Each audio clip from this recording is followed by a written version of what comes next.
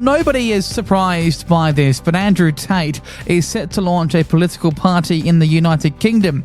It's called BRUV, and it stands for Britain Restoring Underlying Values. Now, it's got a number of alarming policies, but first, have a listen to Andrew Tate online talking about BRUV, and be aware the following audio could be distressing for some listeners. The Nazis couldn't cross the channel, but these random men on dinghies seem to cross just fine. Every ship, every plane, every soldier will serve only the interests of the British people. There is no justification for sending men, weapons, or resources to foreign wars when Britain is under siege at home. The military's focus will be singular, the protection of our homeland. Now, there are a number of alarming policies coming out of BRUV, again, Britain Restoring Underlying Values, and we do know Andrew Tate is hoping to run for Prime Minister, and I'll come to whether that can actually happen a bit later, because the actual reality is that he probably won't become Prime Minister unless there's a huge shift in modern culture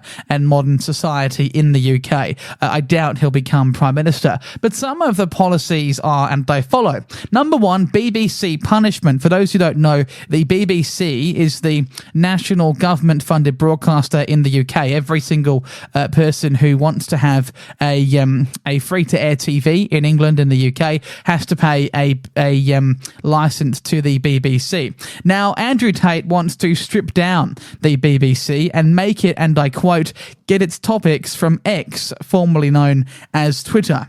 Number two, he wants to ban LGBTQIA plus propaganda from schools. He says, and I quote, all LGBTQ plus propaganda will be banned from schools. He says, and I quote, classrooms will no longer be battlegrounds for ideological warfare. He wants to, and I quote, promote traditional family values, end of quote. Number three, he wants to cut foreign aid spending to zero and stop assisting in foreign conflicts like, for example, the Russia-Ukraine war.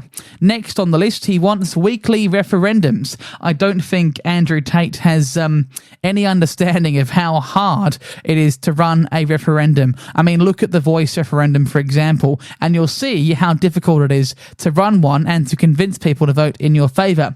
He also wants to form DADDY. Now, DADDY stands for the Department of Assistance and Development of Domestic Youth. He wants to offer young people through aid, education and development programs to enhance their life and become stronger people. And of course, he has to call it Daddy. And I don't say Daddy very often, and saying it now makes me feel quite sick, actually. I feel quite unwell now. And I guess the question is, will BRUV actually get into power? Probably not.